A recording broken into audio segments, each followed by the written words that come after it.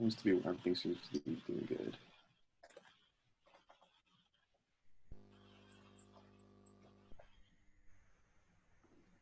Gotta check something.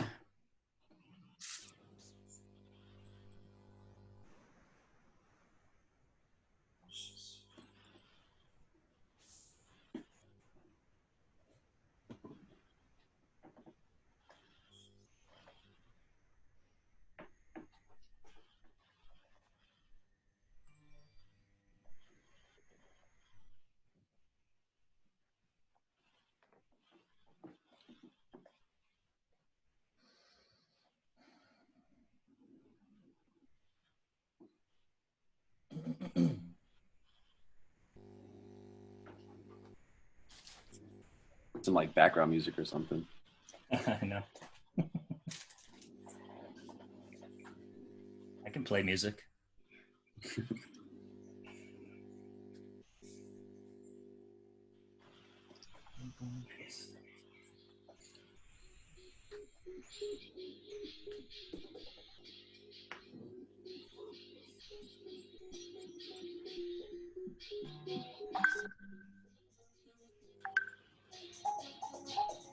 There's our intro music.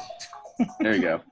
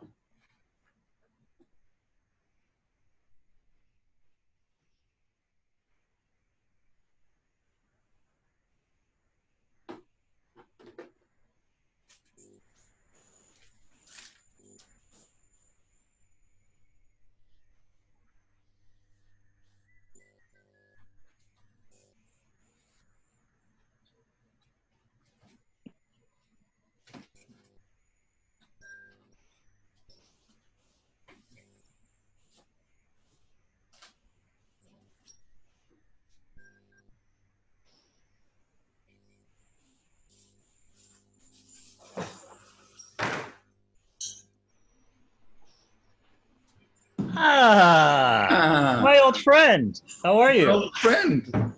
What are you? What are you up to? What are you consuming? I still have. Hey there. I'm obviously not drinking my beer fast week to week, so I still have my saison. From What Ardennes. Which beer is that, Ellie? That's that saison from Ardennes. Oh, right. Yeah. I'm representing local again. Ambitious Ales right here. It's like down the street from my house. IPA. When you go to buy beer, do you buy? Let's say you're buying something that you don't know. Do you buy just the one, or you'll buy like a 6-pack or something? Like these kinds of beers, they sell them in 4-packs. So yeah, I'll buy like a 4-pack or whatever. And they do this thing called crowlers too, which is like basically straight from the tap into like a big 32-ounce can. So then you can try anything that's on tap that's not canned in a normal can. Oh, nice. Just take that home. So yeah, it's a good way to try all their different beers. So I like to stick local. That's good. And Mo's back. Mo, your mic is muted. Here I am. There he is. I'm back. I guess kind of wanted to apologize for missing so many shows. I've kind of taken on a job doing sound design stuff for a video game. It's been consuming quite a bit of my daytime work over here. So it's good to have a little bit of income again, but it also leaves a little bit less time to do stuff like this. So. And you're a father, so that can't be easy. Oh, that's Yeah, definitely. It's juggling him around has been a challenge, but I will say it's been a blessing in disguise to be home this long, to be able to be with him and actually watch him grow up, because it's so much changes when you're on tour and you're gone for an extended period of time, and you come back and your kid's a different person every single time. So we should probably toast to all the sound designers and who are also fathers out there, right? Indeed. Cheers. I'm only drinking water today, guys, so sorry. Yeah. No worries, you're allowed. It's noon. And David, we seriously all need your truncate classes. I got them myself. Yeah. I'm having a very local lager myself, brewed just about 500 meters from here. Yummy. We got to do some DJs and Beers merchandise. Glasses for sure. DJs and Gotta Beers. make them Yeah. some sort of income. Yeah. For some reason, am I live? Am I live on YouTube? I'm just like, I Yes. still don't understand the internet. I use your YouTube to comment on. Oh, really? Yeah. Because I don't really have the- YouTube or what- use it, so I use yours, and I think you have the big chat going on over here anyway. I always wonder what I'm doing wrong. I don't know. I never get it. Chris, that's going to be your tagline. Am I live? Chris, am I live leaving? Am I live? I don't know. People in the comments Anyways, were thinking you were gonna be streaming, broadcasting from your new space. no, I decided against it because the new space is it's not that comfortable to sit, because I raised the table so the computer would be just like here. I would have to get a bigger chair and everything. And I did a little test run yesterday with Ali, and he was like a little confused of how I looked in the bright light. No, you looked good. The light was great. Your eyebrows looked they were just popping, unlike today. So because I had such a bright light in my face of these Yeah. construction LED lights that I'm using down there. Yeah. And it just like puts everything into black and white. Yeah. If you want it or not. Sure, why not? Anyways, welcome everyone to a new episode of DJs and Beers. This is episode number 16. Well, if you Yes. ask me, it's 17, but I'll give it to you. It's 16. It's fine. 16. It's our Are you talking we're gonna about get that into ghost episode that never happened? The ghost episode, yeah. he's Ghost counting that. He's counting as in weeks, but not necessarily episodes. Yeah. Right. Yeah, It's a more or less. 17th week. Yeah. How was the week for you guys? That's all right. Anything eventful? Yeah, Besides the, I sent you guys the new EP that I just yeah. finished. I mean, it's just 2 tracks for my digital, do a digital only on Truncate. And yeah, when did you make them? Those tracks? maybe a month ago. All right. So you actually that's a production out of lockdown. Yes. Yeah. Oh, wow. I've finally started to be a bit more productive and making some tracks. So yeah. That's amazing. And you're planning on starting a more Jack Housey label? Yeah. So I announced that I think last week or the week before. Called Work Tracks. And yeah, I want to do something that sticks to more Jack and Chicago stuff, kind of like old along the lines of like old Dance Mania Relief stuff, maybe even some housey cuts. I don't know, just something not so like dark banging techno, more fun, I love more that old fun, stuff. more fun tracks, you know. So You we'll see can how that find a lot of like old reissues, old Chicago reissues on the Hardwax site. yeah. They have tons. There's like what's the label? Yeah, there's one label that reissues all of them. Yeah, I have like so many of the records. I always forget the name, but yeah, that's a solid one. They're mastered really well, the reissues, but they're a nightmare to like beat grid. Like they drift, like you wouldn't believe.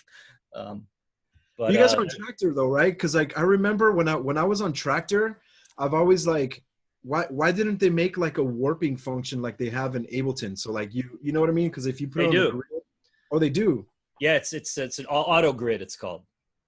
So no, that doesn't work that way.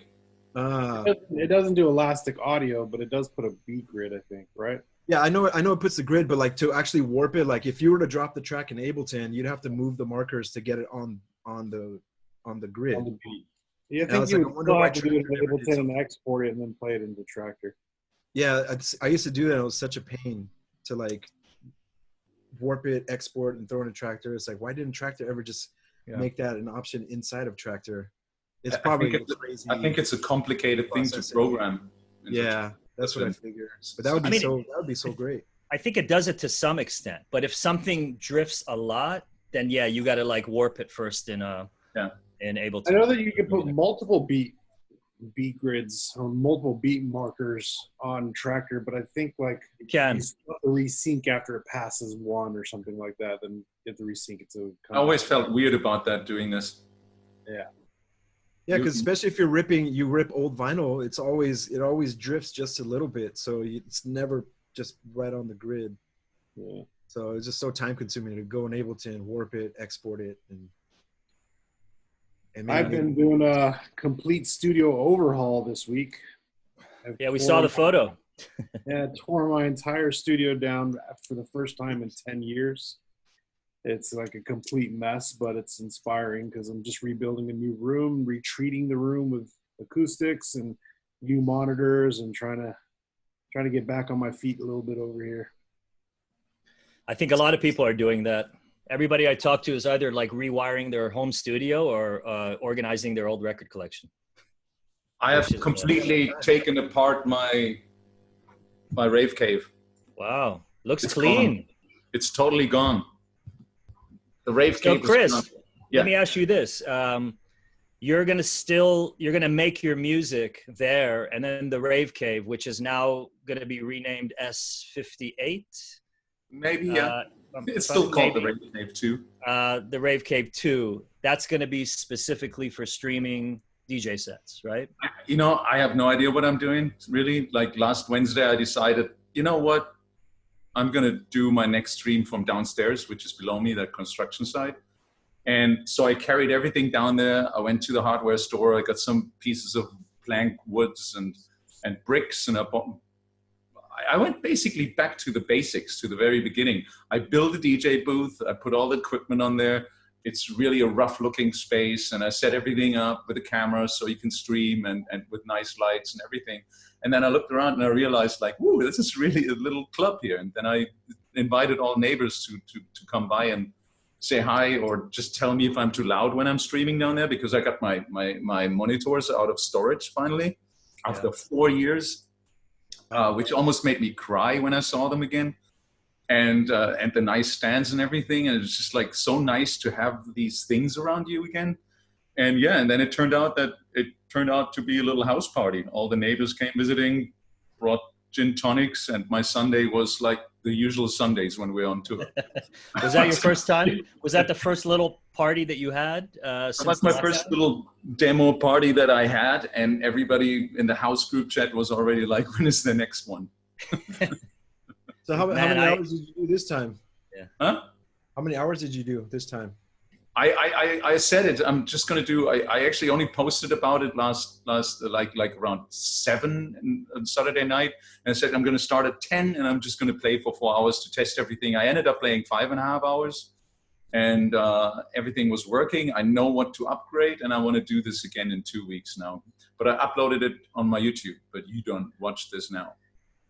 And Chris, I was happy to see you in a different environment, so to speak. Same here. Like where you were standing and then there were people there, and it looked kind of like more like a club. And I knew you were also using the monitors that you put in there as opposed to playing in headphones. So how would you compare the two experiences? The 8-hour set in headphones, and then... It's a completely different experience. When you sit here, you feel more like a guy in a laboratory. You sit here, you have your headphones on, and you just roll back and forth, and you know, it's a different experience. But then having actual speakers next to you again, I mean, I was still using my headphones because I didn't want to crank it up too high. But having speakers next to you standing up is a new, it makes you play differently somehow. It makes you move different. What about having physical people there, like 3, 4, 5 people in front of you? Did you feel that pressure to keep the dance floor? Immediately it clicks in, and you're immediately thinking like, okay, what am I playing next, so that they're continue to having a good time, you know, that clicked in. I mean, you have that sitting here too, what can I play next, so nobody's tuning out, or let's say what I'm loving to hear myself, but there was the additional thing like, all right, and it turned out to be a little bit of a different set, but you never know how it turns out. But it was great to be in a different location, to have an upgrade and to do something different. And I think we talked about this. You're planning on doing that too, right? Yeah, I basically stopped my streams a week and a half ago. We did the last reggae stream just because I wanted to update the hardware that I'm using. I wanted to get the setup out of my studio into this other space. I just found out recently that our booking agency, the top floor is unoccupied. And I went and checked it out the other day, and it's fantastic for streaming. And it's also great because I can invite, some close friends. So I'm not, alone. Yeah. And I think we're going to launch that hopefully the beginning of August once I receive the hardware. But on Friday, I recorded a live stream at a big club here. I'd done one before, just a pre-recording.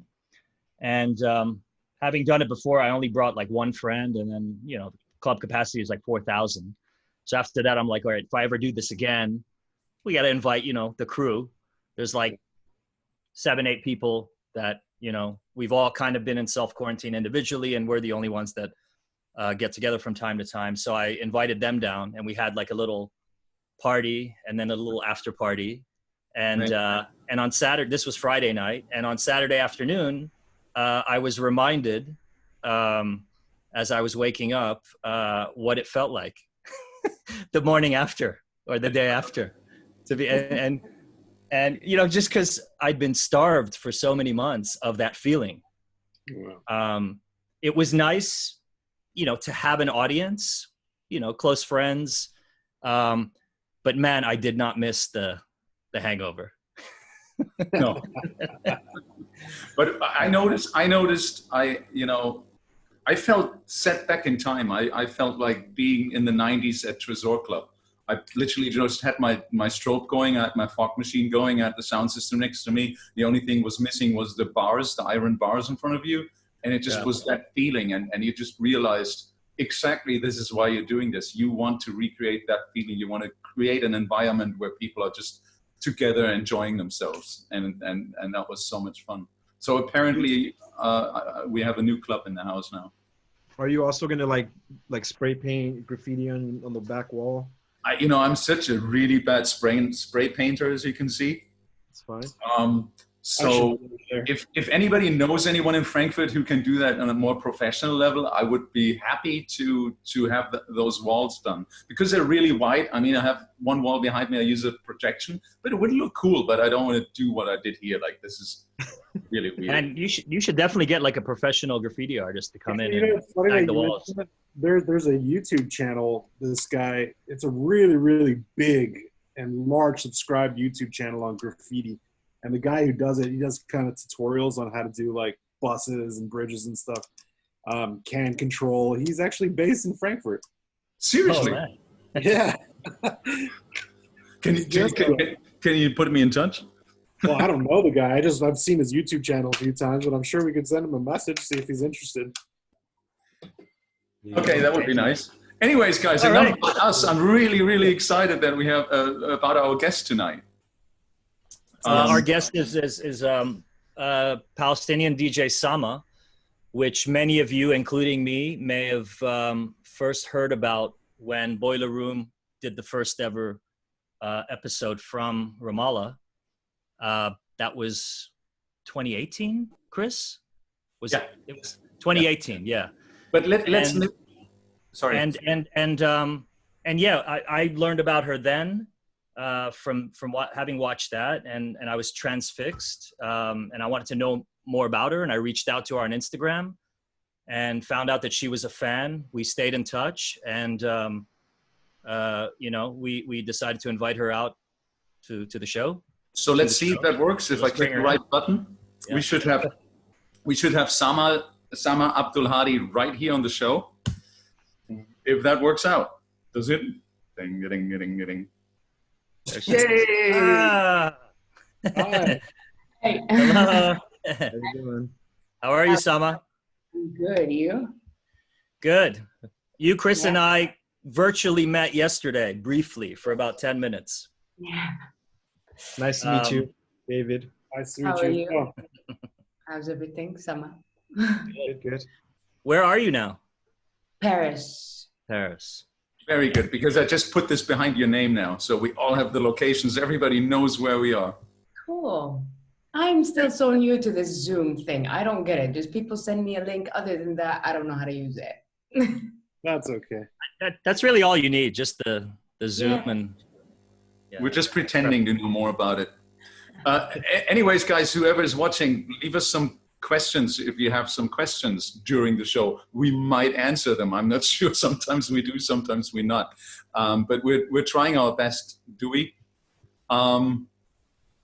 So, Sama, I am curious, and this is something we tend to, begin the show by asking the guest, what was that first spark for you that, got you interested in electronic music? Satoshi told me 2008. It was the first time I've ever heard an electronic sound in my life. Satoshi told me. Yeah. And Wow. I had just moved to Lebanon, and my friends took me to Satoshi Tomi, and they just said, we're going Satoshi Tomi. So I thought we're going to a restaurant or something. Apparently it was a rave, and it was the first time I see a venue without tables, without anything, and people dancing and no instruments and no idea where the sounds came from. So that was very intriguing for me. And in Lebanon, as you guys know, they get a lot of techno DJs. So that's when I started running into techno, and it just blew my mind. I remember the fire I watched to you in, I think BO, it was maybe 2008 or 2009. Oh, wow. Yeah. And, it was just because I was 18 and I've never heard it before, and that was shocking for me. So for it to just come out like that and me not understanding, I think, it was that gig. But have you made music or been into music before that? I played piano since I was a kid, and I used to kind of DJ hip hop, but I wasn't really DJing hip hop. I was pressing play, fading in, fading out, just switching tracks. I didn't know what a DJ does. I just wanted to choose the music. And and then that's when I started realizing that it's much bigger than that. And that's when I got into it and went and studied audio engineering and music production and got more into synthesis and to the whole idea of where does this sound come from. It really kind of pissed me off in a way, because there was no instrument behind it. And then I understood synthesis, and I started getting more and more into granular synthesis and glitch sound, and and it just grew from there. Wow. Where did you study at? Which school did you go to? SAE. Oh, nice. Yeah. It was good, actually, because first of all, I went and studied in SAE Jordan, where I met my teacher who taught me how to actually DJ. He was a DJ in stereo in Canada. He used to play in Canada, and he used to work in stereo. And so he started teaching me CDJs and how to DJ and what actually DJs do in real life, which I wasn't doing. And then I transferred to the UK and went to the UK to finish my studies and did my studies in granular synthesis, and it just, Very nice. Wow. So you grew up in Ramallah and then moved to Beirut? Beirut. When I was 18 for university, I ended up partying instead of going to university. That was my into techno phase. Then I went to study music production, because before I really didn't know what I was studying. I always loved sports and I wanted to do sports management. I'm so into football. That was my thing. Then this music thing just came up. Wow. Wow. And did you Wait, ever wait, stop. Quick question. What beer are you drinking? I'm drinking. I didn't manage to get the Palestinian beer, sadly. It was so close, but I'm drinking this French beer. That is an amazing looking bottle. Yeah, it is You beat really me. old. It's like 14th century thing. Cheers, guys. Wow. Cheers. Cheers. Cheers. Thanks for being on the And show. yeah, it's actually really good. How can you get a hold of Palestinian beer? They actually distribute to a couple of countries. I think they do to Germany, they do to the UK. I'm not really sure. But because we always have, every year we have an Oktoberfest back home. And every year we talk and I try to go and play, and there's always something. So we always talk anyways. So we were talking about how sad it is to cancel this year. And I was like, oh my God, I'm having DJs and beer. I should have Tiger beer, you know? But Yeah. they do distribute to a couple of places. But I think you can find it. I think the Oktoberfest is the most fun part of it. Just- Did you ever meet Satoshi Tomi? no, since sadly. I'll have to connect you. He's a Yeah, very I old would friend. love to. I've watched him. There's this one day, the first day for me in university in Jordan to study music production. Oh my God, my dad doesn't know this. Maybe he is watching. Hi, Pops. If you're watching, I'm sorry. It was first day of university. And that night, the night before, was the Saturday before, because we go to university on Sunday. Satoshi told me I was playing and I was studying in Jordan. I booked a flight. I flew to Beirut I landed at 10 p.m. I went to the party at 7 in the morning. I was back in the airport at school. Wow. In my first day, but I couldn't miss it. He just I don't know. He means so much to me, man. Wow. And It's funny you said that. My mother went to the University of Jordan as well. Yeah. Oh, that's weird, man. She studied in medical school there. Oh, that's cool. Yeah. and Satoshi Tomi lives in Paris. So Really? yeah, No way. I think the stars are aligned. Oh, this is like incredible, man. You have no idea how much I love the man. He's How long have you been living in Paris? 3 years now, I think. 3 into the 4th. Is that from and you were in the UK for school? Were you living there for a while? I just lived in the UK for 1 year, 10 years ago. Then I moved back to the Arab world, obviously. I worked in Egypt for maybe 5 years. I was working in sound design for film. My family's from Egypt, so that's why. Yeah. Well, that's a lot of relation between us, man. Yeah. Yeah, so I worked in Egypt in sound design for film and music supervision, etc. And I was DJing a little bit on the side and occasionally when I go back home. And then I just randomly got a residency in France for 3 months. I've been here for 4 years. Wow. It just worked out and I've just been going with it, you know? Yeah, that's awesome. Don't want to stop it. And I heard from Ben, your manager, who's a very old friend of mine, that you were a member of the very first Palestinian football team, and that if you weren't, going to pursue a career in music, or if you hadn't discovered that, you would probably still be playing football, right? Is that still a passion of yours after discovering electronic music, or did your focus shift, 100% on music? The problem is that I can't play anymore because of all the injuries I got back in the day when I used to play. But it is one of my dreams for one day to go and restart the first team we started, which is like the school team, because now they don't do any more like school tournaments, especially for girls. And the team is not as built as we did it back in the day, but back in the day, we used to train ourselves. Like in the first team, I got my brother, who's 2 years older than me, to train us because nobody would train us. And we were 7 or 8 years old. So, so it is a thing that I kind of dream of training a team one day. And I just love football.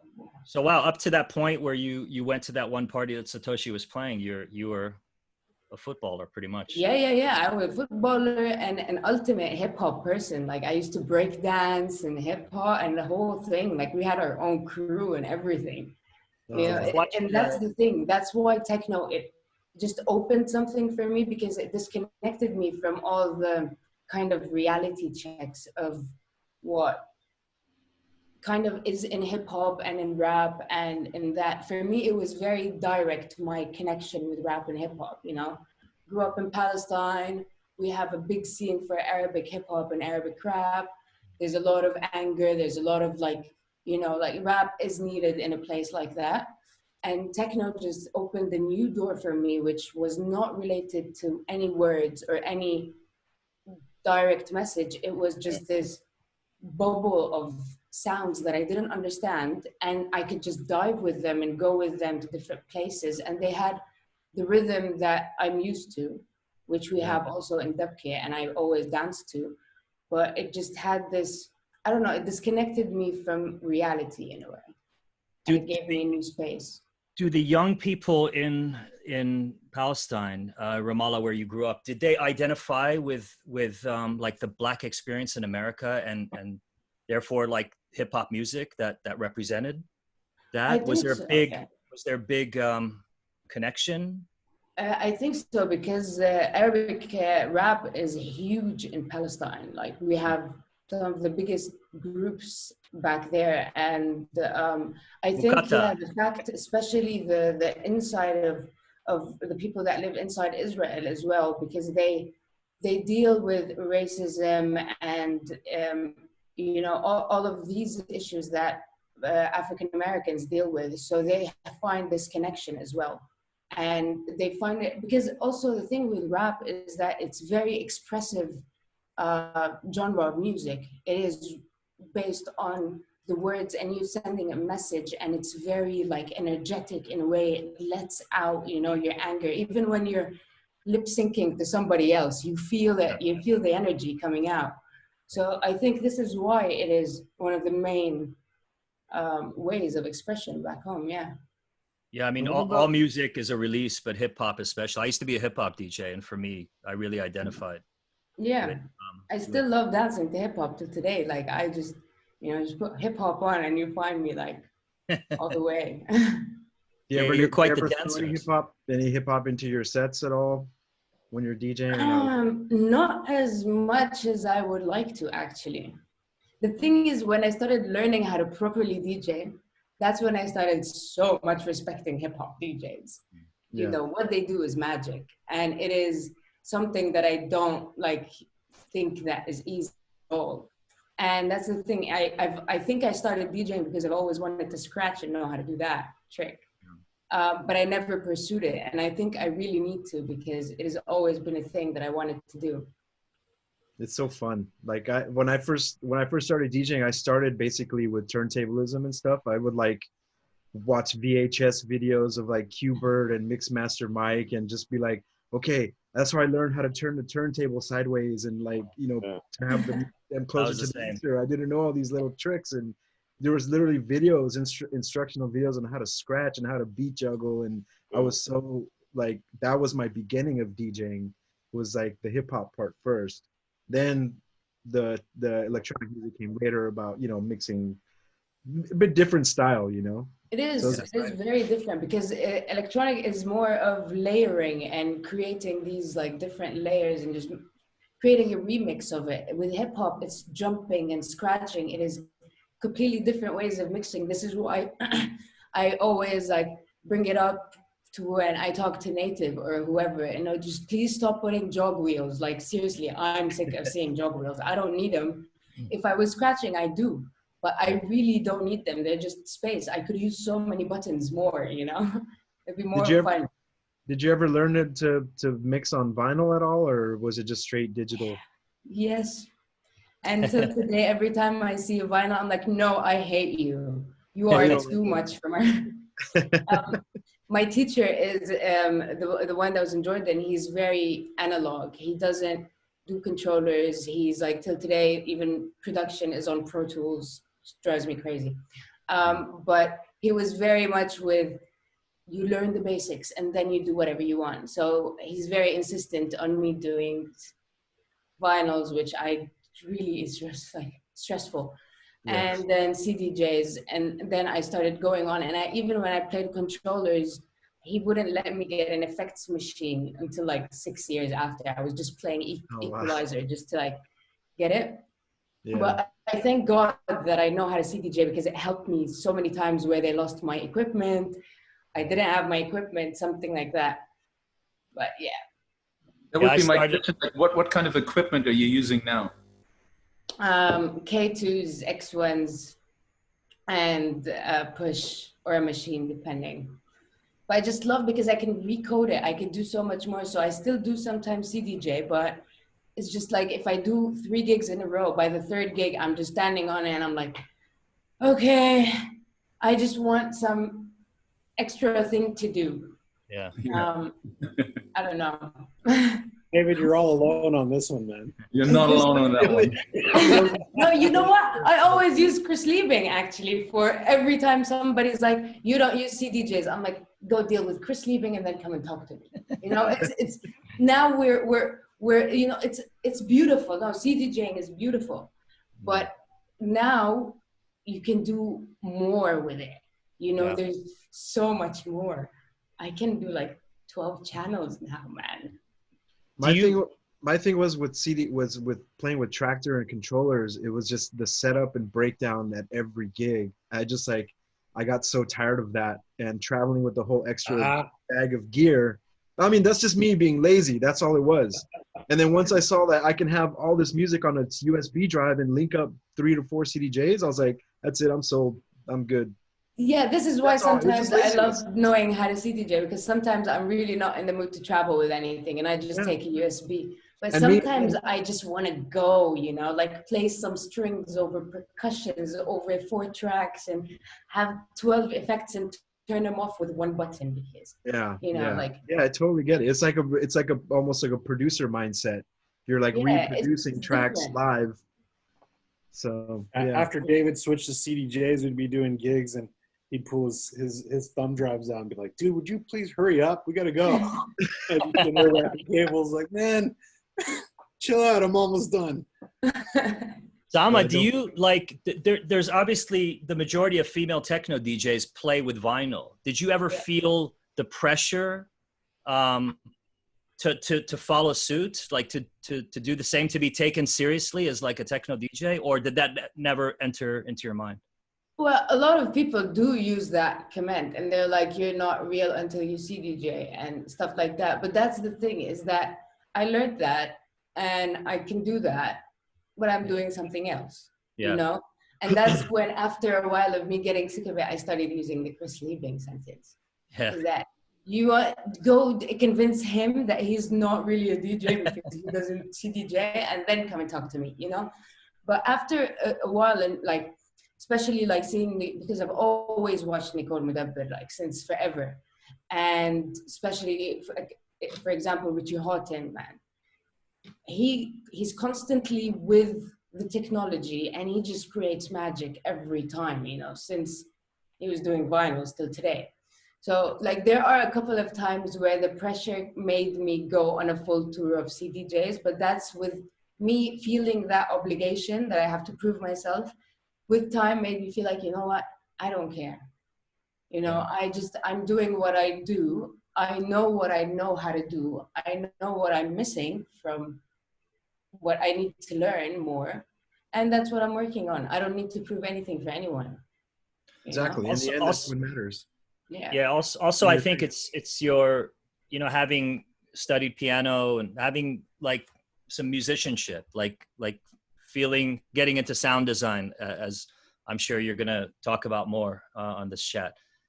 You gravitate naturally towards technology and technology that's advancing our art form. Yeah, that's the thing. I actually do like techie things. Like I like coding. Like my dissertation in university was I coded to granular synthesizers. That was the thing that I did. I'm really into like coding languages. I'm really into technology. I'm really into software building. These are my interests, you know. I know every music production software just because I like to know these things. I read the manuals a lot, and I don't know. It's just how my brain clicks in a way. Yeah. When I was watching the Boiler Room documentary, and they were following Mukata, who's considered the godfather of the hip hop scene, and Yeah, and Palestine. glitch and noise and. Yeah. But it was really striking watching Mukata with his iPhone capture like industrial construction sounds, things like that. I can relate to that because I grew up being really into industrial music and banging on sheet metal and carrying like a DAT player and other means of recording found sound throughout my early years.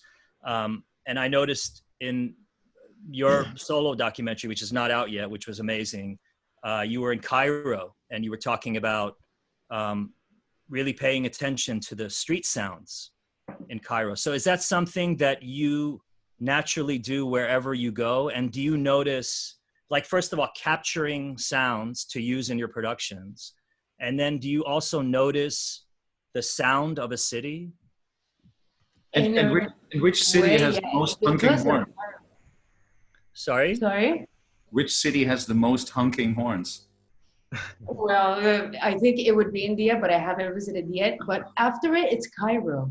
I had to clean, you know, when you clean the sound of the scene, you put the ambient sound as the noise, and then you make a reduction ratio.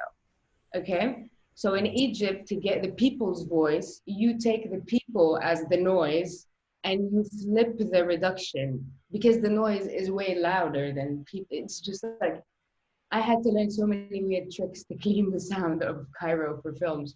But yeah, I actually, like, in the last, now I just released a remix for James Organ, and the background of it is actually the ambience from my house. And you will constantly hear cars passing by, people talking in the background. Same with the Essential mix. It begins with me going into the Eurostar from London to Paris, and I have these binaural recording microphones. So you record in your ears, but you hear it 3D afterwards.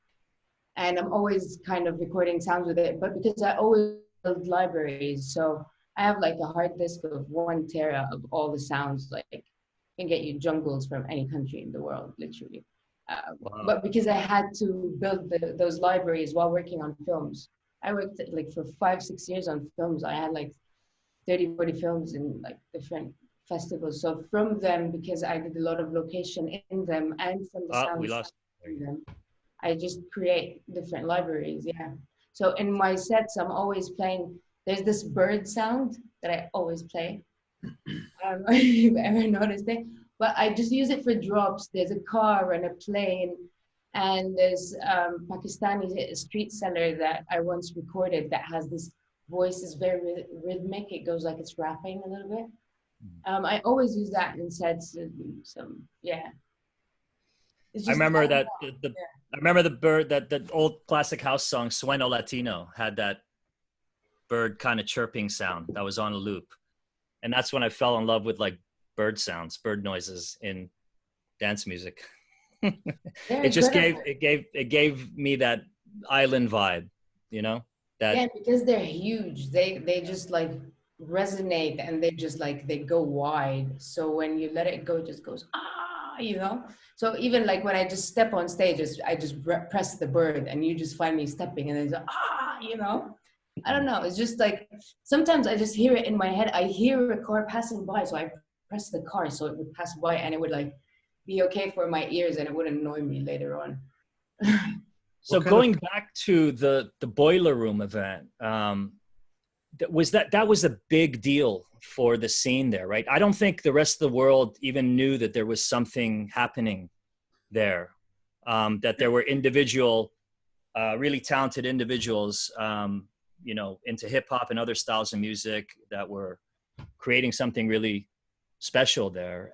How did that happen? How did that come out? And how did it affect the you know, the mood and the feeling of the people there and the scene, obviously, and propelling it forward and giving it like a platform, like a global platform? Can I add something to that question?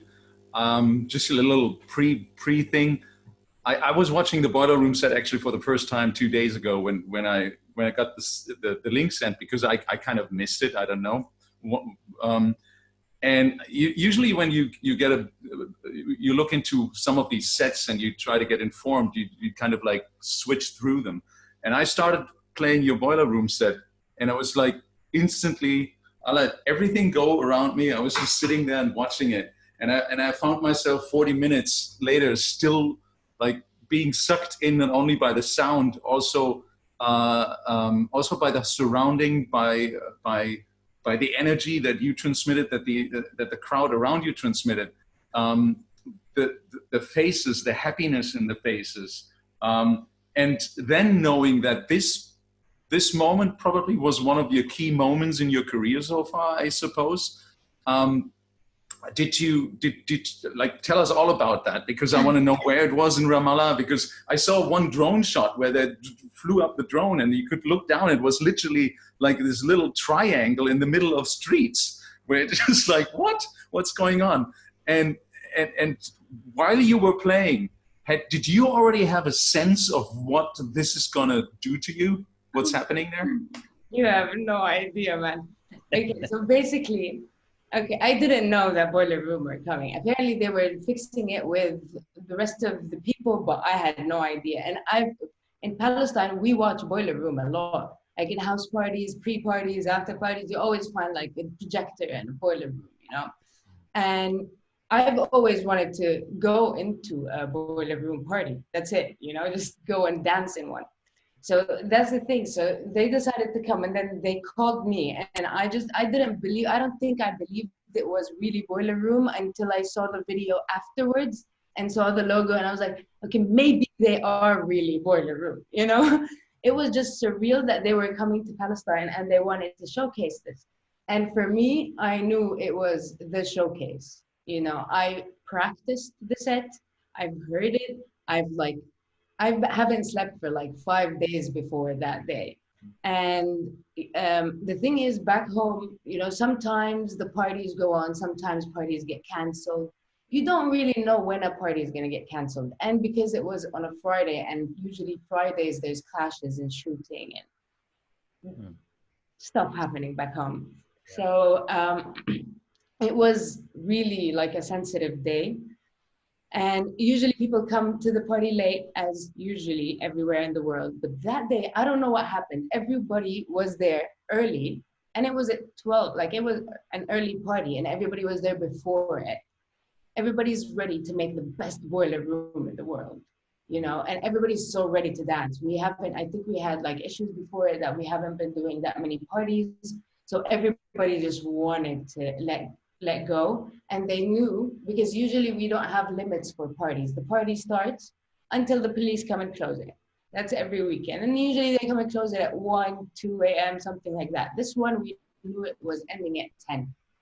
And that's it. It's showcases, and then we're leaving. And because we watch a lot of Boiler Room, so even like I had a friend that called me and she's like, you know that person that stands behind the DJ with sunglasses and dances like a crazy person in every Boiler Room? Like, yeah. And she's like, I'm going to be that person. You know, like everybody, you know, came with, bro, we're doing Boiler Room, you know? And the energy was just insane. And the build up to the night was just crazy. And I think because there was also clashes happening at the same time. And the thing is, we usually stop parties when there are clashes, but this one we couldn't stop, otherwise it was going to stop and it wasn't going to happen. So we just kept going, and it was very much like on the edge of nervous breakdown and having a party, and there's like, you can hear shooting in the background and there's music. And it just, I think that adrenaline and everybody wanting to dance till the last minute before it stops, God knows why, everybody was just in it. And honestly, for me, I was having a panic attack. I didn't drink or do anything like that day. I'm just like a good little child. And after I finished, I was like sitting by the DJ booth, just like breathing. And for me, honestly, like I knew it was going to be something big, but I didn't expect it to be this big. No way I expected it to be this big, you know? Like we were going afterwards, like after parties and jumping around different places. And everywhere I'm going, somebody's telling me this crazy number of views that I'm getting. And I don't know where people are seeing that. And I just don't know how to see that, you know? And I just thought everybody's just like throwing a joke out there. And it's a Friday night. I have like 500,000 views. Doesn't make sense. Why are people home on a Friday night? You know, this like, it's just crazy. And then weirdly, because it was such a good day, I had to have a really bad ending where somebody crashed all of our cars in front of my house building at like 4 a.m. So I had the after party with the police, getting the police report. And that's when I watched The Boiler Room. So I was like waiting for the police, solving problems with my mom at 4 a.m. in front of the house. Mm-hmm. And that's when my cousin came up and showed me The Boiler Room. And I was like, oh, whoa, what? Mm-hmm. That was Friday. Sunday, my booker calls me from France going like, why do I have this many bookings for you? What happened on the weekend? You know, I just like, I was still doing like small gigs, you know, 200 euros, doing like small openings, small Palestinian parties, like just small gigs just going by. That's it. And then all of a sudden I'm just getting booked and like clubs and headlining and like big shows, and just got too overwhelming for me. It is still overwhelming because I'm sitting here talking to you guys.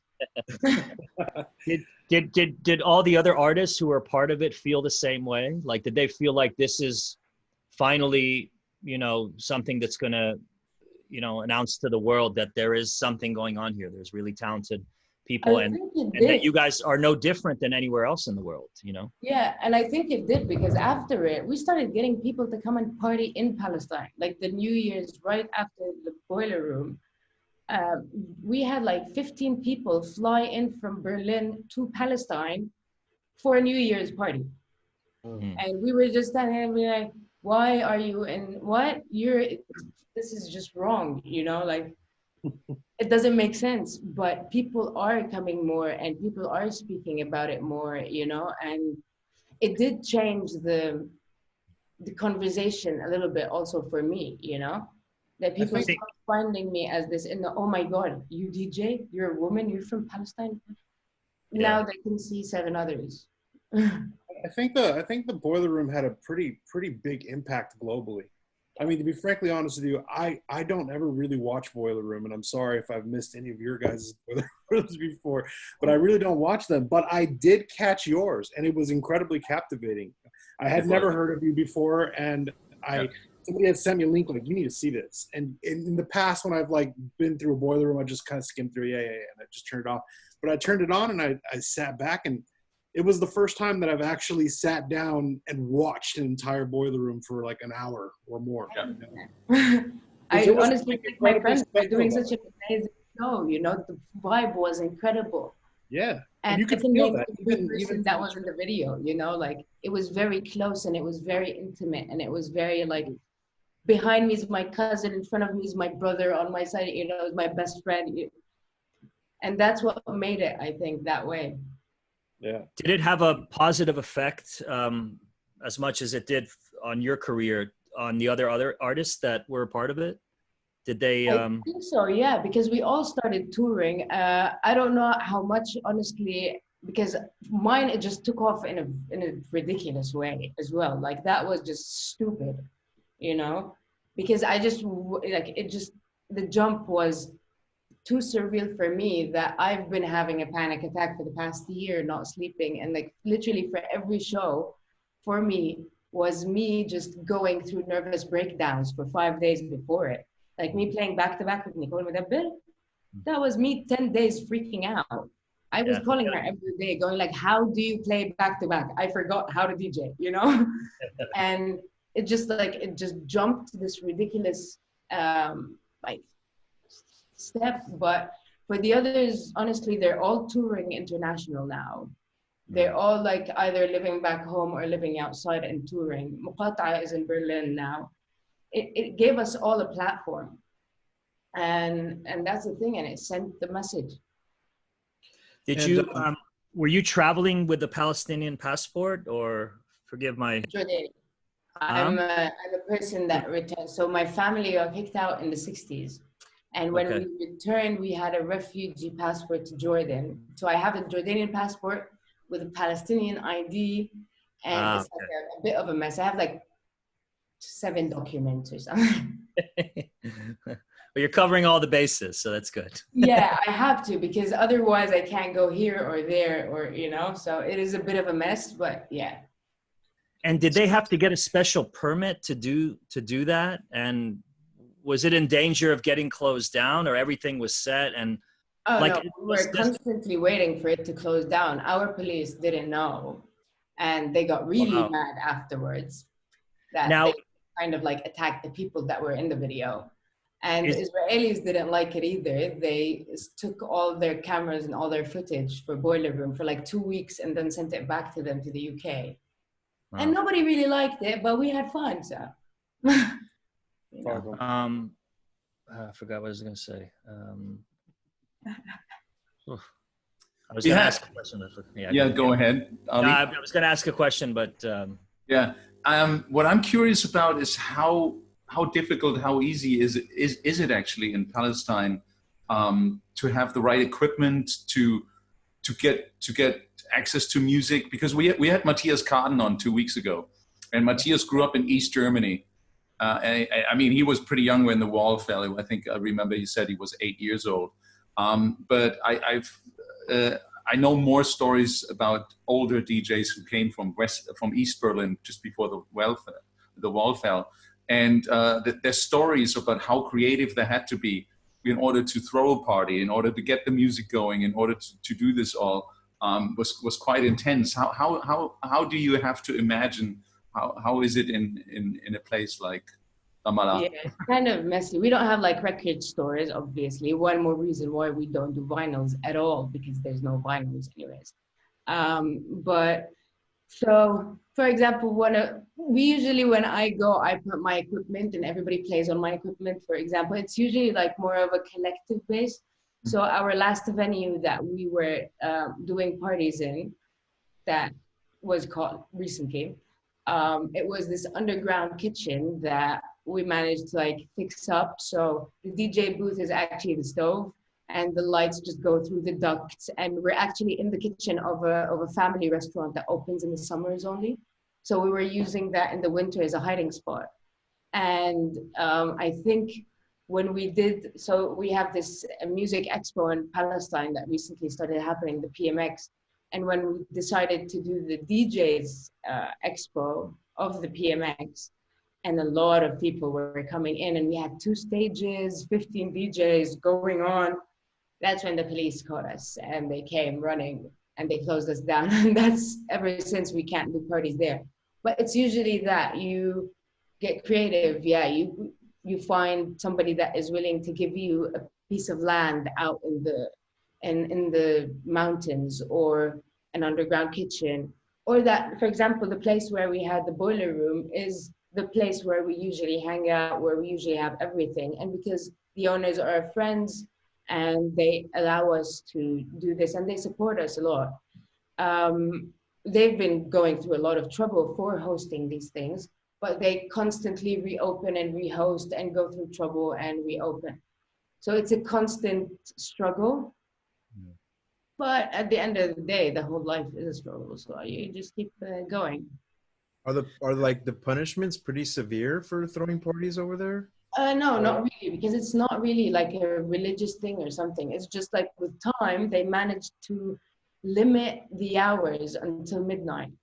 So they come and close it up, and usually it's just, they come in, they're like, just shut it down, and we close up, and we just, you know, usually it was because of annoying other people with sound and things like that. But even when we started getting things that are closed up and more, we would fix them up and isolate them, etc., it still didn't work. They just want to close all the parties. Okay. So we just do it because at the end of the day, there are bigger issues, and we just try to go with it. So last time I went there, I did a party Thursday from like 9 till whenever the police came. And then the next day on Friday, because our Fridays are like Sundays. So we have the whole day off. By 12 midday, we had another party until the police came at 12 midnight. So we had in the 2 days, 15 hours to dance. So that's good, you know? I mean, it's difficult for me to relate completely to your situation, but I mean, we grew up in a similar environment where, I mean, nightclubs close early, and we've been throwing break-in illegal warehouse parties pretty much for our entire life. And every event that we do, we're always constantly risking being in huge trouble, going home in the back of a police car, getting arrested for every event we've done. And I mean, Chris has been to the shows we've done, and we've certainly been, you know, on the edge of a lot of trouble. But I've always found that when there's a will, there's always a way. And you've just got to push forward to do everything you can to express the music you love. Exactly. And that's the thing, as long as you try, like when I started doing parties 12 years ago, it was me playing for 3 people. Yeah. Now that we have like 200-300 people and I'm not the only DJ there, so I can just go and party, it is a big jump. And for us to turn from 0 venues to actually having 3 venues that believe in us and are willing to give us their venue because they believe in the music, that is also big. But I think it is because of the situation and the occupation, so people feel like, you know, it's not time to talk to the government about it. But eventually I think somebody is going to do it, and my hopes up for the kids that live there now, because they're the ones that are getting affected by it. So Of course. And when you say venues, are they legal venues, or are they just like spaces that you can throw a party, or they're actual nightclubs? no, we don't have nightclubs, but we have like bars, we have restaurants, you know, things like that. So you just take over the place, switch it up, make it your own nightclub for the day. But it's usually restaurants and pubs, you know. Okay. And you have to like, do you have to rent equipment? Are there like sound people out there too, or is that really difficult? It's a bit of a mess. And if you are lucky, between every 20 CDJs, you will find 2 that work. Other than that, like we have some friends that have sound equipment. We rent from them, you know, but it's not like, there's no JBLs. There's no like for, there's definitely no function ones. There's none of that, you know. So that is where the problem is with equipment. And that's why usually, so for example, Native Instruments, me and them talk a lot, and they just sent like a while back an S4 for the guys back home. So now we have an S4 in the place. Whoever wants to practice, learn, play, whatever, they can go use, because other than that, everybody has to buy equipment, and you cannot even buy it there. You have to travel and get it back home. So. Wow. Were you playing, was it Ableton? You were using a laptop for your Boiler Room set, right? Yeah, no, I was playing Tractor, but I used my samples and stuff in like the 4th channel as a sampler. But recently, in one of the last sets I recorded, I was playing too much 4 tracks. So I was constantly going back to my sample pack and going back to the 4th track because I just wanted to do stuff. So now I'm connecting Ableton. Yeah, it's time. So it sounds like you're one who would be in for a mixer with like eight channels too. Oh yes, please. I need that. But we need a Tractor with 8 channels. We need a Tractor with 6 decks at least, an 8-channel mixer, right? Yes, please. Yeah. It's so hard when you play the 4 tracks and you're like, now what do I do? You know, Yes, one time exactly. we were in Dubai, me and my crew from Palestine, they came with me, and and I have already 4 channels up, and I look at one of them, you know, the guy with the afro that is dancing next to me in the Boiler Room. Yeah. He's one of my best friends, and he DJs with me in the collective and stuff like that. So he was in Dubai with me, and I look at him and I'm like, get me a CDJ. And he's like, why? And I'm like, I don't know. I have 4 channels up and I feel like I need a 5th one. Can you give me a CDJ? He goes and gets it. And I'm like, can you give me another one? And he's like, no, just stop. Just use the Yeah, I don't know. It just gets entertaining sometimes. You know, you guys could always use that loop recorder in the middle to just bounce all your 4 decks down to 1 and then just free up 3 other decks to add more stuff to it. I've never used that. You can do that?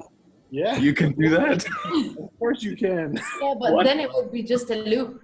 It's not going to continue. Well, I mean, it goes up to 32 beats long, but, you know, it's still a loop.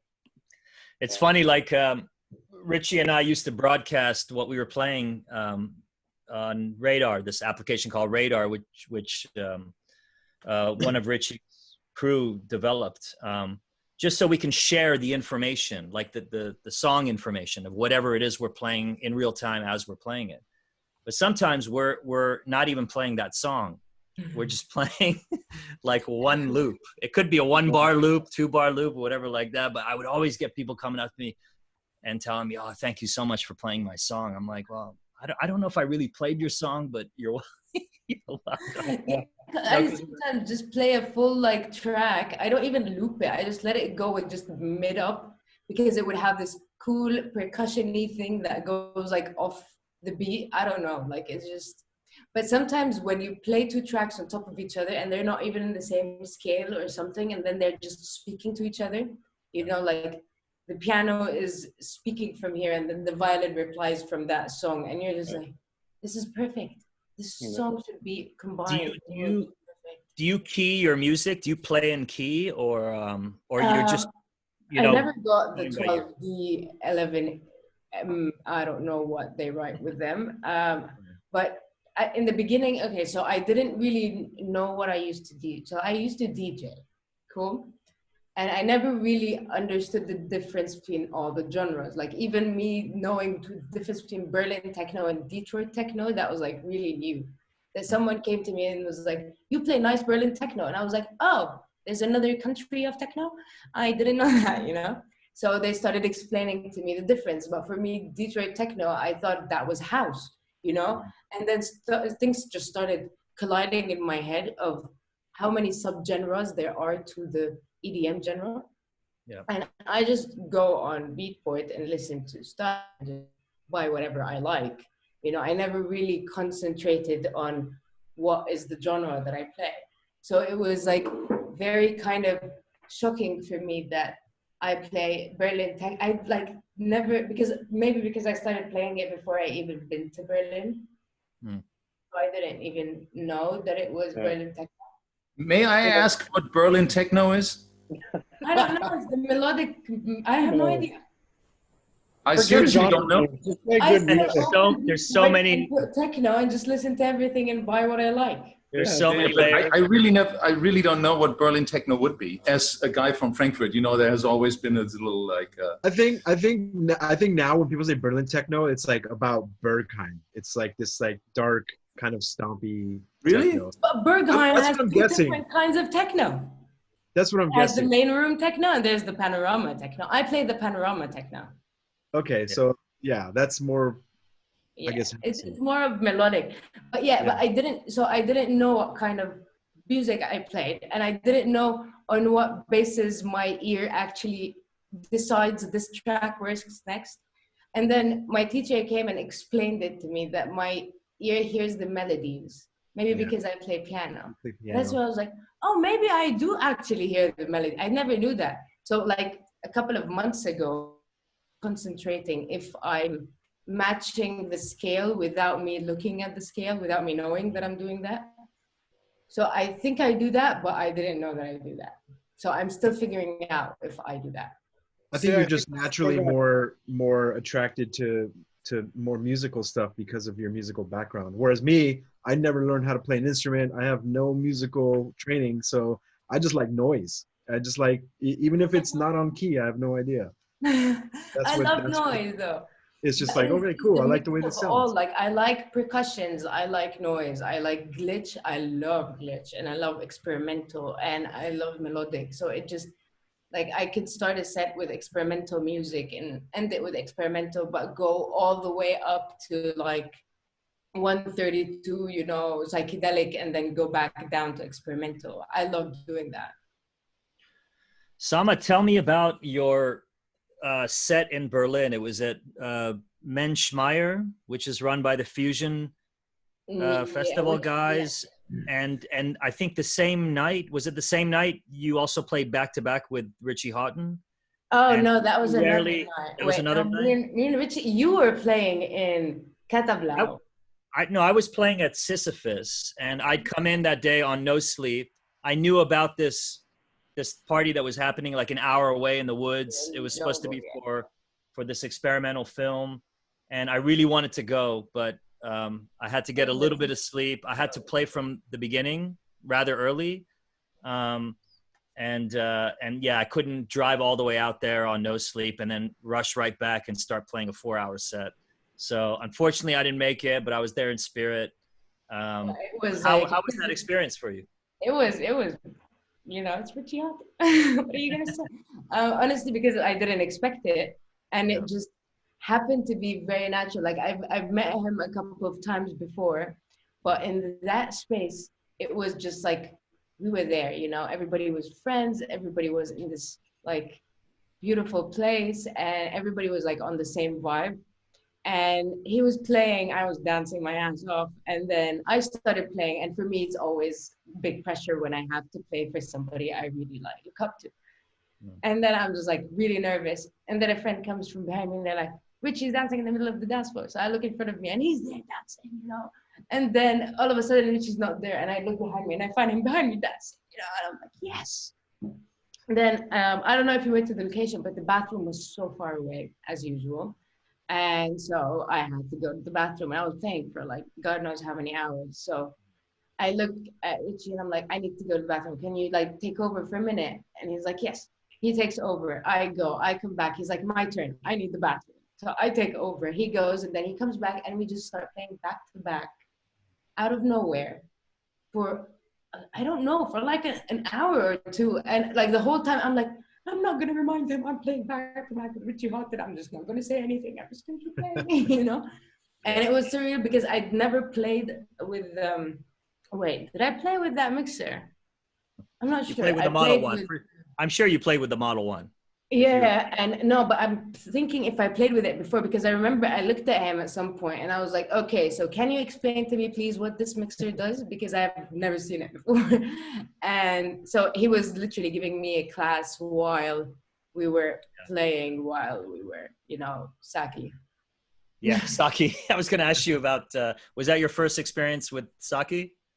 Oh no, I love Saki, and I had one before it with Richie. It was in Nuit Sonore after he finished his set. He just went to his room. I don't know how many bottles of sake he had in there, but he had like carrying 5, giving them out to people. He came and gave us 2 bottles and just went on, and I'm like, cool. It's open sake, you know. Yeah, there's a reason why Rich is a sake samurai, because his love for it is infectious. It's good, actually. We drank too much sake in that jungle, and we were supposed to all come to your gig afterwards, and everybody arrived asleep in the car, and everybody's like, sake. You see, that's the sake. Yeah, that drive, I'm sure, must have been a killer. So how is your schedule been since that Boiler Room episode, and your agent obviously fielding numerous requests from everywhere? How have you managed that gig cycle, and also trying to work on music and stay alive and stay grounded and things, you know, like how have you coped with success, I guess, since then? Huge panic attack. I'm still trying to get it in a way. Like I still get shocked by some things all the time. But I think because it's been so busy and I've been running around, like literally I was like without a house for a year, just living in a carry-on that had like jeans and sweatpants and 2 t-shirts, and and all my equipment were with me, and I was touring and living in that bag, you know? So I didn't get the time to understand it because it has been overwhelming, and I've just been from one deadline to another, from me just going crazy to crazier. And yeah, but it's been one hell of a ride. And I think I've learned in those 3 years more than I have in the past, like since I've started playing, like since I started learning when I was 18, I've learned in those years crazy stuff. I've played with, you know, I've always watched you guys, but I've never was on the other side. And I was like, I've watched, for example, especially Richie, because I think he's one of the most people I've ever seen play. And I've watched him from the crowd side so many times. But when I stood behind him the first time, I remember how I cracked up laughing, because I thought I know what Richie does when he's DJing. Then I stood behind him and I discovered that everything I knew was wrong. And I was standing there and I was laughing and I'm like, we use the same equipment and I have no idea what he's doing. This is brilliant because I have so much to learn still, you know? And that, you know, just going to this place where I can learn from the legends, that is another like completely different level of like info, like playing with Nicole back to back. The first track, like when she said, who's gonna go first? I looked at her and I was like, I'm going first. And I pressed play and I put the fader up and I was like, you mix first. I have no idea what you're, you know? And she put the first track in. And the way she mixed it in, I just looked at her and I was like, oh, you're gonna teach me a lesson today, huh? You're gonna like put me in a tiny spot, you know, but because she kept pushing me, and that was also an eye-opener, that she kept encouraging me that you can do it, come on, you know, that opened something else in my head as well, that it is not this scene is not really a competition, it's a community. And that was so comforting for me, that I don't have to compete with anybody. We can just share it. Did you meet Nicole before you guys did that back to back? No, we talked because we were gonna do the back to back, but I've never like met her and spoke to her now. And was that your first time in Ibiza as well? Yeah, it was my first time visiting Ibiza. And what did you think? What was that experience like? I was in my hotel room having a panic attack, switching all the music that I could find. Like I couldn't function that week. Like even my dad really wanted to come with me to Ibiza and I didn't let him. And he still is mad at me till today for not letting him. But I tried to explain to him that I couldn't handle having people with me and like having to take anybody anywhere. I was just in my room thinking I'm a fraud and I'm gonna fail my whole, like now I'm gonna make a joke out of myself. I thought I wasn't gonna know how to play it. Like when the first track worked, I looked at her and I was like, wait, it worked. And she's like, yeah, you got it. You see, I told you, you got it. And I'm like, okay, I can breathe a little bit, but. Well, there's something we both have in common. We have a lot of panic attacks. I do have a lot of panic attacks. I suffer from it constantly. So it's just like. Yeah, it's really hard. Sama, as you know, like, you know, I'm from Iran. I left when I was 7. You know, as you know, like Middle Eastern families can be quite judgmental about the career path that their children take.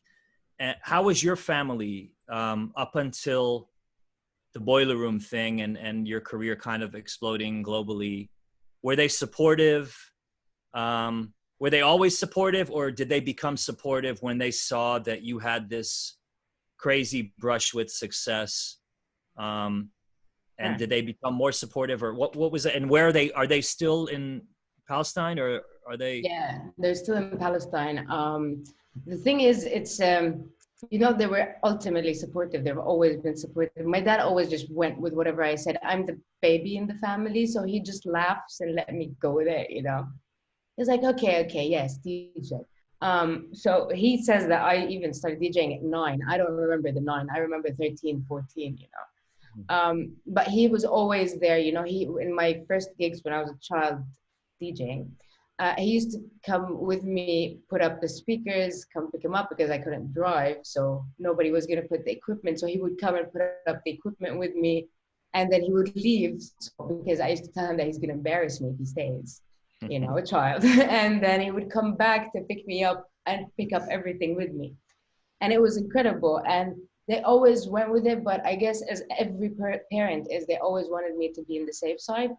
So when I was thinking of what to study, my dad actually convinced me that I should do music and sound and not sports, because I always annoyed him with the equipment and he had to carry the equipment. So I should see what that is, you know. And he kept like, he just went with it all. But in a way, he liked when I was teaching children. He liked when I was doing sound design. It was more of a thing that he's sure that I can live off. And when the DJing, this is why I always had the DJing as a small thing on the side, and I never really went into it that much until it actually became a thing. And that's when he pushes it, he loves it, and he comes a lot to my gigs. But for him, still, he wants me to produce more than DJ, because for him it means more. But I think both, mean a lot, and I would love to produce what I play, but I'm still not there yet. I'm on the way. I hope. I've heard that you coach underprivileged like kids from the Middle East. Can you tell us a little bit more about your efforts in that, and where you do it, and how you do it? Yeah, well, when I was living in Egypt, one of the first jobs I was working in was in a community space in an NGO that works with kids. And I was just managing the studio, and they just wanted me to teach the kids how to use the studio on their own, so they wouldn't need an audio engineer, and they can record whatever song they want to record. And that's what I was doing mainly. And the same NGO does the summer camps for kids.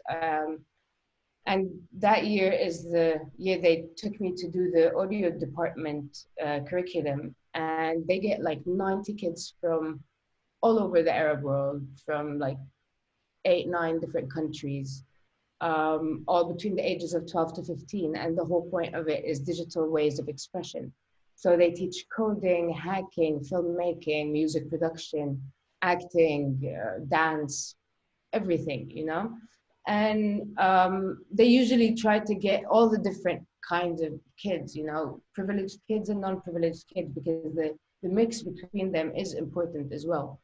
And breaking the boundaries in between them, so they stop thinking that they're different from each other, and understanding each other, and stop seeing the class in between, etc.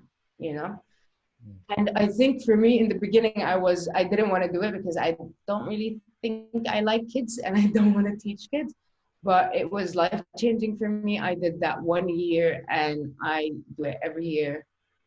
It's the happiest time of my life, when you have like 60 kids every day jumping on you, just annoying you, but you end up doing so many. Like, one of the first kids I got, he is now living in Berlin studying electronic engineering, and he is one of the greatest DJs I've ever had the honor of teaching. He is literally, now he's 19, he's at my level technically in playing. There's nothing, one of my last gigs, I asked him for a tip of vocal mixing because he does it way better than me. The only difference is that he hasn't heard that much techno yet. He hasn't raved that much, but he's on the way. He's raving his ass off in Berlin. But these things are the thing that made that very important to me. When you see those kids, he came to me just like me, this kid that plays in school parties. He plays Rihanna, he plays Arabic music, he plays whatever the people want to hear. And now he drops the best sets in Palestine. And wow. That was for me the eye opener. Whatever I do, it doesn't matter. That matters way more. And I don't know, that kid was a huge eye opener for me. He's one of my best friends till today. We talk almost every day, And every year, I get to meet 17 new kids, 17 new fresh brains. And, you just give them a slight idea of how to code a sound to come out of a computer. They make you a whole step MIDI keyboard that you can dance on and make sounds. They make you wall samplers. They make solar panel houses. They're children's brains. You just have to give them tools, and they will create magic with it. And yeah, that's how it started and why it's still in my life. Have you ever had an opportunity to play in Egypt at all? Yeah, I played a bunch. In the beginning, I played when I was playing really bad venues, though. It was really hard to get gigs, but recently I started getting booked in Egypt, as in booked. I mean, I haven't been back to Cairo myself since I was probably 8 years old to visit family, so it's been a long time, but I've always been super curious. They're doing crazy gigs, man. They're incredible. The music scene, the film scene in Egypt is the best in the Arab world. Yeah, a lot of my family members are starting to get old, so I want to make another trip back out there soon to see people. You should let me know. I'll introduce you to some people that take care of you. Take me along. I want to go too. Yeah, me too. I've never been to Cairo. I want to go too, seriously. Cairo. You know, I always felt like the electronic, special techno, had the ability to transcend borders and nationalities, and it's just above all these things, above religion. That the same music can be played in the southern Brazil, in northern Siberia, and the youth comes together, and we're basically all experiencing the same thing together. I kind of can't help but thinking that that kind of music must have quite an impact in Palestina, especially with your relationship to all your neighbors. And how is it for you when you played your first gigs in Israel or in other areas? I never played in Israel, actually. You've never? No, because the thing is, I'm not allowed into Israel. You got an invitation, I believe. There's an invitation. I read a post that Yaron from The Block, which is an amazing club that I played once in Tel Aviv, and I think he was responding to Boiler Room's posting. I can't remember exactly what was said, but he had invited you, and I was wondering if you're able to, like, if you can, you know. The thing is, we're not able. The thing is, I cannot get a visa. Like, if you watch the documentary, when I wanted to go play in Haifa in the Palestinian venue, we didn't get the visa, so we got smuggled to Haifa. But because the thing is, it doesn't make sense me going and playing in Tel Aviv when none of my friends can come to the party. And they're not allowed to cross. And the next day, they're probably going to be bombing Gaza or bombing Ramallah or annexing the land, which they're doing right now. So for me, there's a lot of layers behind the invitation, as in some of it is goodwill, and some of it may be the idea of trying to make that goodwill, but it is also looking the other direction from what is actually happening right now, which is literally they are annexing the land, like, right now. So if we do a party, it's just us just completely covering everything that is happening with everything is all right, let's do a party, but everything is not all right. And I really wish that music can solve wars and can solve hunger and can solve that, but it's sadly not the case, you know. It seems like in this particular situation, it's impossible to. Yeah, it seems like it's in this particular situation, it's impossible to isolate the music and the passion for the music from the politics, what's happening because around when it comes to, especially when it happened in Germany, it was people of the country that have been separated, and they wanted to bring that separation down. But we are kind of like two people that are constantly punching each other, you know? So bringing it down is okay for us, the people that like to party and just want to get over with it. But, you know, at the end of the day, I have friends that they understand that I don't want to go and fight anymore. But at the same time, I have to understand that they have just lost like 10 relatives to this. And I cannot deny their pain or their anger or what they feel, especially the people in Gaza. I cannot speak for them and just go to a party. They have to be in on it. Are you hopeful that in our lifetime there would be some sort of a mutually agreeable resolution? I hope so, definitely, because if I didn't have that hope, I would have jumped out of one window like so long ago. We constantly have that hope, and I honestly, like, it is a thing that we always laugh about, how in Palestine we call Israelis our cousins. We're always like, our cousins did this and our cousins did that, and they do the same. They call us their cousins, you know. We're like two little brothers or whatever, or cousins, you know, fighting each other. But at the end of the day, 100 years ago, before Israel was made, there were Muslims, Christians, Jewish people living in that country. My grandmother grew up in the school. They were the three religions. And then all of a sudden there was a war. But in her childhood, she didn't know that there was no Israel, you know? So I think I'm hoping that it could go back to us being in mutual agreement, you know, where we can just live together. Because at the end of the day, if they kick us all out, we're all just refugees and we're adding to the problem in the world. And if we kick them out, we're just adding to the problem in the world. And none of us want that. You know, we've both been through that. And I don't think either of us want that for their people. So also want it for them.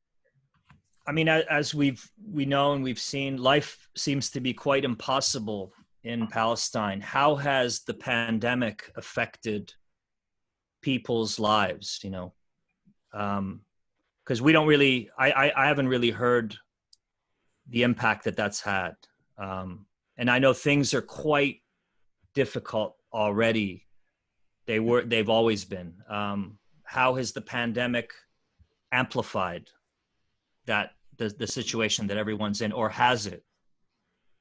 Now it's actually getting worse. In the beginning, we had barely any cases, but in the past 2 weeks, it's been going like crazy because all of the illegal workers that work in Israel and they don't get tested and they bring it back. And then they opened up the city for a couple of days. They had 3 weddings, 2 birthdays with 6,000 cases after it. Like we had 200 cases and it just jumped.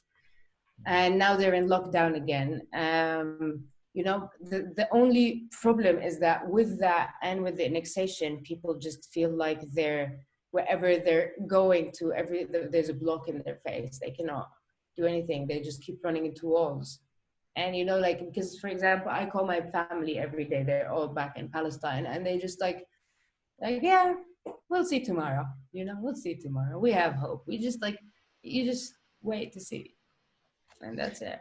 Is it hope that people hang on to, or do people over time just become desensitized to the situation and they just kind of different to the situation? They sorry? The sad part is that now, like when I'm home, I'm fine with there being a checkpoint and me getting beaten up and me having to stand in a queue and me getting random searches and me getting all of that, because that is normal for me. But here in Europe, when I get random search, I'm like, yeah, random search. This is so random. But there, I don't speak because that is the normal. And that is very dangerous. I just started realizing it soon, is that we got so used to the daily death and the daily struggle and all of that it is so normal and we don't find it weird. And actually, when we come to Europe, we find Europe weird. Is that you really, like, the police don't, you know, like, you don't have checkpoints in between your villages. Why? You know, why does your government trust you people? You know, we're not used to that. And it was really shocking for me coming and living in Europe, especially that maybe Palestine is an extreme example, but the Arab world has this not really democratic at all system. And then I come here, which is not really democratic either, but it is kind of this kind of, you're living in a democracy, fake democracy, but kind of living in it, you know? And for me, it's very surrealistic, like this whole Europe thing. It's very shocking for me because I've lived my whole life there. But this is a great point to I'm gonna jump to a question from Andrew Gutting from Facebook, who says, Sama, I love your stuff so much. I am half Lebanese and have 3 Palestinian brothers. So seeing you succeed within the techno scene makes me so happy.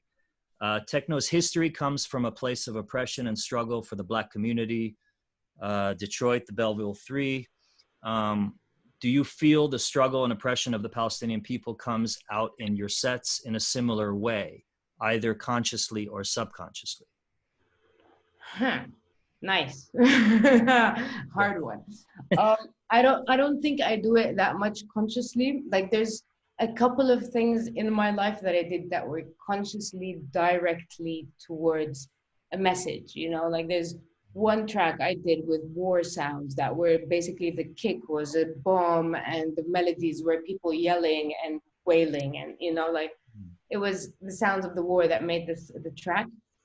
But I never was direct into it, because for me, what techno did to me is that it kind of created this safe space for me that was not war and was not, you know, it kind of freed me a little bit from the hate and the anger that I had inside. And I felt it was like this, like meditation for me. I feel like techno for me is meditation. When I'm dancing in a festival, I am just letting go. And this is why I love dancing, and I'm always in the party from beginning till end. And, you know, but I think also with time, what I realized is that my existence is the thing that makes my music political, because it's hard to make techno political. I'm not going to put words that say politics, but me being a Palestinian playing in the techno scene, which is an international thing, it is bringing Palestine into a place that it wasn't there before. And I'm hoping that makes a change, because at the end of the day, I'm not political and I'm not that good with politics. Yeah, I guess people see you as political because of your background. Yeah, but I've never studied politics. I'm not good with the political terms.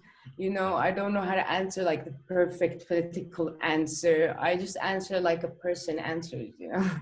Yeah, but I think your success on the global stage like has this residual it's making a residual political statement in itself without you having to be conscious or unconscious of it or having to make a statement. I think you do that by setting an example and by doing what you do. You mentioned before more less limiting in the way that you want to send the message, you know, because if I'm just going to speak messages about Palestine or women's rights or any of these things, it's just going to be a direct thing. And I don't know, maybe because I'm Palestinian and everybody speaks about Palestine a lot, but nobody really listens. And the only time that people felt the relation with us is when they saw us dancing in a dance floor and being like, oh, they're like us. Like, yeah, we are like everybody. But, you know, it just made this, I don't know how, this like when I had the little blonde girl that was in the demonstrations and got arrested, everybody was like, oh my God, she's a child, she is blonde, she has blue eyes, how is she going to jail? That's when people started relating to it. So yeah, I don't know, it's different ways of telling the story, I guess. I think it goes without saying, though, that you're a big inspiration to a lot of people. And you don't always have to use your words to be an inspiration. I mean, honestly, just your presence in your class and the way you play music and the way you make people feel is enough to speak. You know?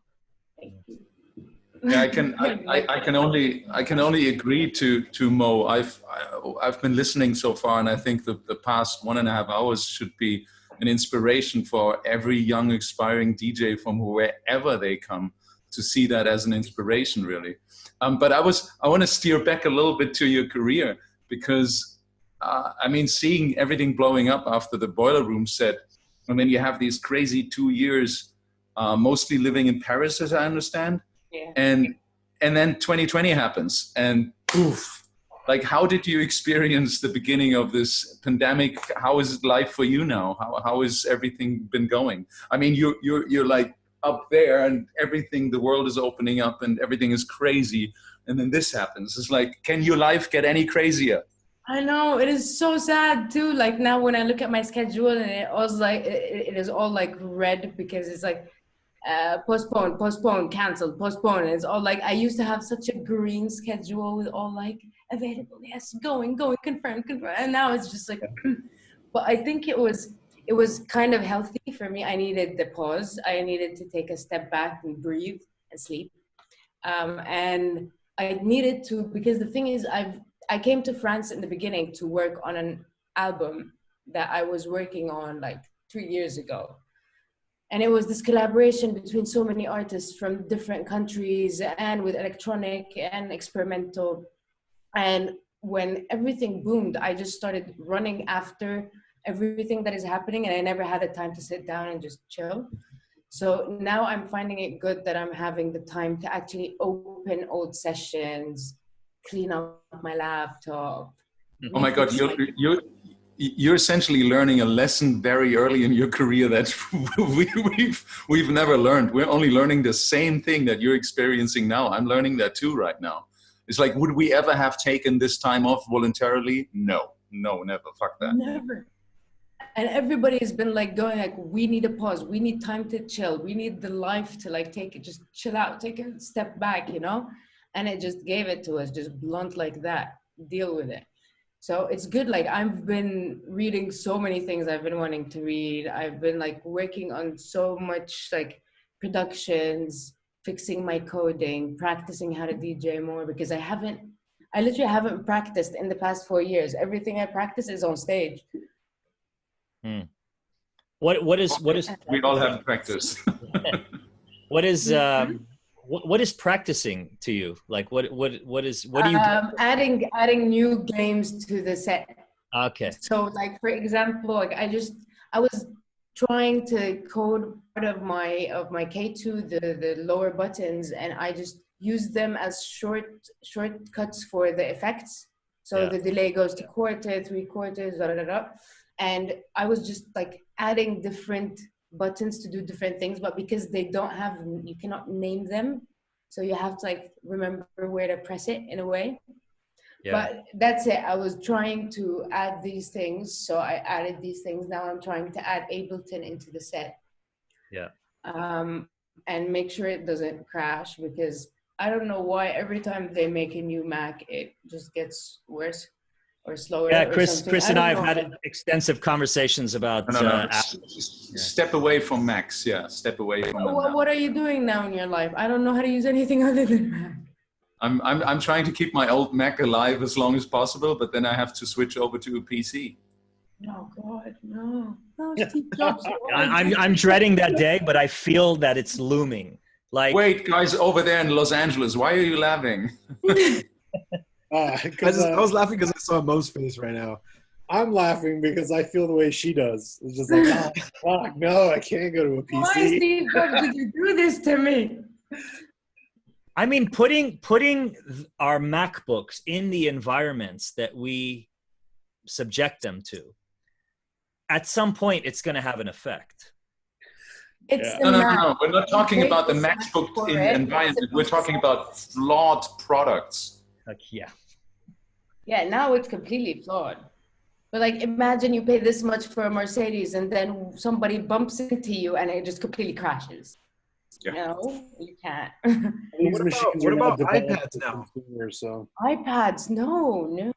Don't they have Tractor for iPads now, or? The new Tractor for the iPad is amazing. I have a lot of friends that want to become DJs. First, I try to talk them out of it. And if they really want to become DJs, I'm like, all right, well, they're like, what do I need to buy? I'm like, do you have an iPad? They're like, yeah. I'm like, download Tractor. And the main thing I tell them is like, do you have good taste in music? Are you collecting music? That's the most important thing. I think the technical stuff is quite easy to get your head around. I tell them that too. I'm like, the technical, you can learn it in 20 hours, let's say 25 hours spread out like 2 weeks, but it's the music and the mixing. But the technical, just ear training. Ear training. Now, go ahead. Oh, I was going to ask you, so you said you discovered like electronic music with Satoshi Tomi, like what, 2008 or so? Yeah. So how was it from like, okay, you discovered electronic music and then you realized all the history and just everything? Was it just like, were you just immediately digging for so much music, or where were you looking for music? No, I was raving my ass off for like a year, man.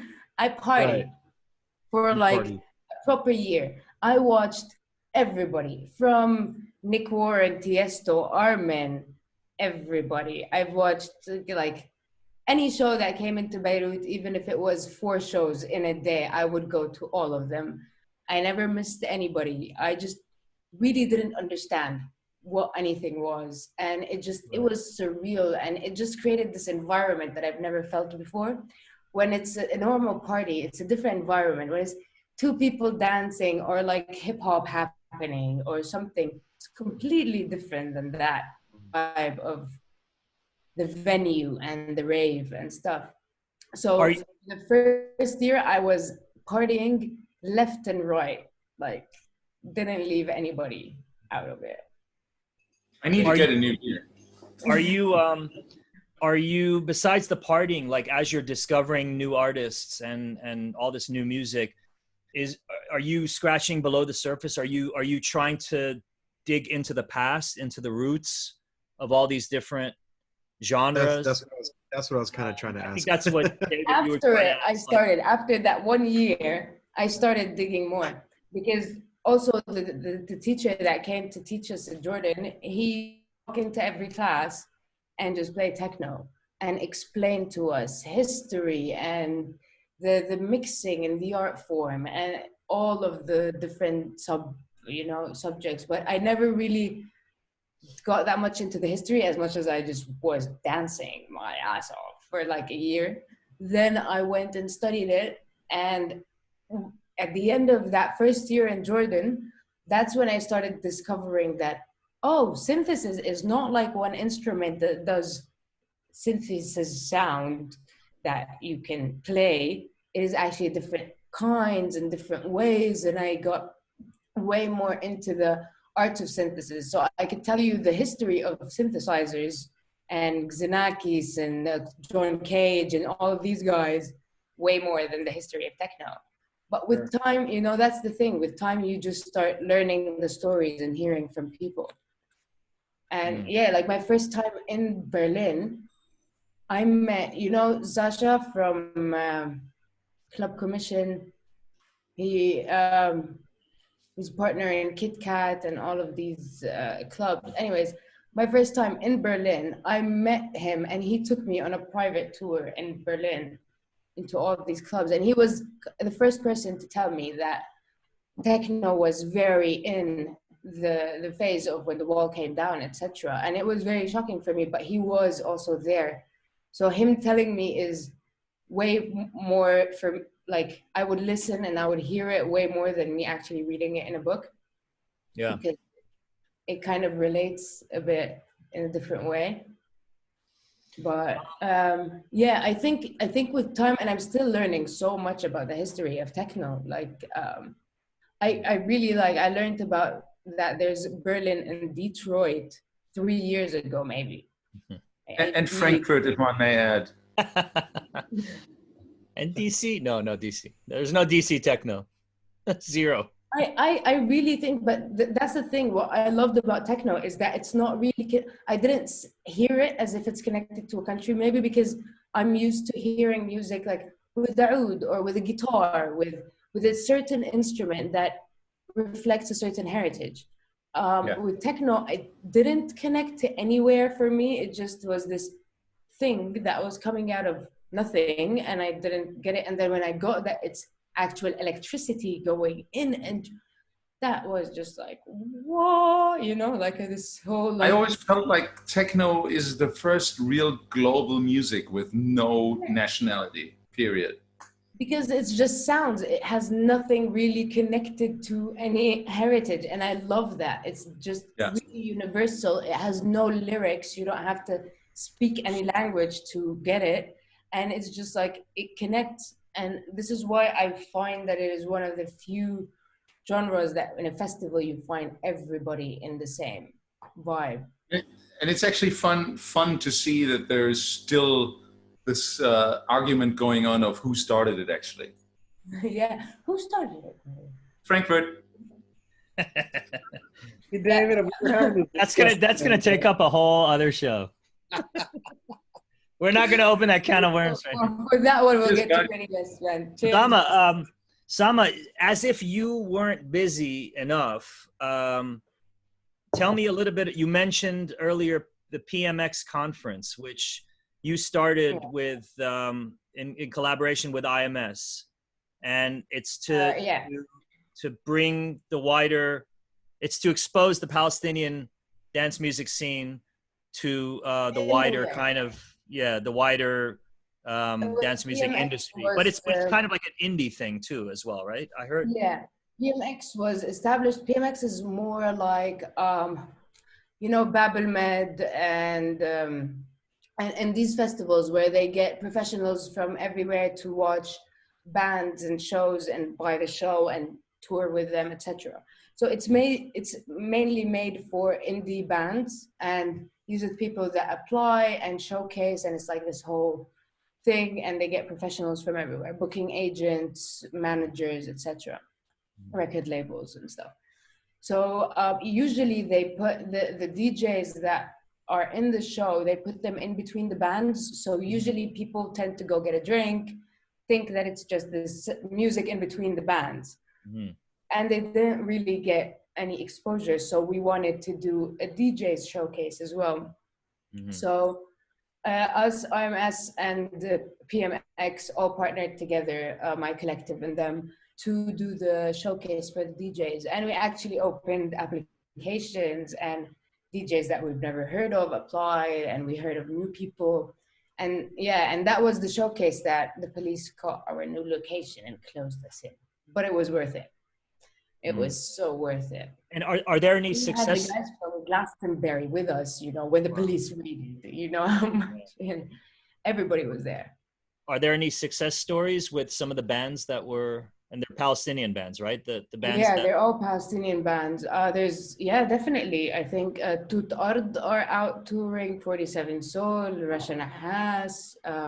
Most of them actually got booked. Zanubia are all over the world playing, you know, it's actually been really successful for bands. This is why we wanted to also open it for DJs. And are there quite a few fragmented different scenes, or is there one unifying style of music that everyone gravitates towards?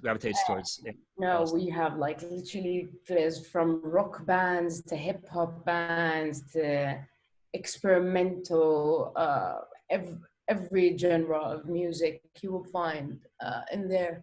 And I think that is what is interesting, because they make it in their own way. So for example, Tut Ard is more of dub music, but it's dub Arabic music. So yeah. Exactly. So it's this like kind of, each one of them has their own unique sound in a way, and it's really interesting. They're some of my favorite bands, honestly. I always listen to them because I don't know, like they are inspired by different genres, but they made their own sound in a way. And they and the thing is because the scene is small and country is small and the community is small, so we all know each other. So you'll find a lot of people collaborating with each other all the time. So the drummer of this band is the drummer of that band, the violinist of this band is you know, everybody is always playing together, and we're all friends. All musicians, all DJs get free entry to everybody else's gigs. Everybody's always collaborating. Everybody's always inviting each other to play. And it's really nice because it's a small community and you feel like you're home all the time. And that's kind of cool because like if you think about when you think about like the US or Europe and these scenes, they're so separated, you know, like rock music or experimental, like these people for some reason just don't intermingle so much, you know, like punk and rock bands just like, oh, electronic music is so stupid, it's not real music. But like there it's like from rock, but just skip that. Yeah, but you know what I mean, it's just like a lot of these different scenes, just like for some reason they don't really intermingle so much, which is yeah, like, I think it's because of the community is small and we knew each other before we became the artists. So for example, Muqata, he's a person, we were in school together, but I used to watch his shows since I was like 13 years old. I used to go to his shows, but we're friends. And for example, we worked on a collaborative. So we did this Electrosteen collective album in a way where we got producers from all the different genres. So Muqata was there, I was there, there were hip hop producers, Dubkim musicians, classic folk artists, and we got folkloric recordings from like old traditional sounds. And we all just stayed in a residency for 2 weeks and worked on an album together. So you have the techno people listening to what the glitch people are going to say, and the hip hop people listening to what the techno people have to say. And it did create a lot of clashes because we're different genres, but it created an album that just had genres that we've never heard of. You know, and it's cool because I think it is a small community. It creates this connection, and I love it. And we don't, it doesn't need to grow now.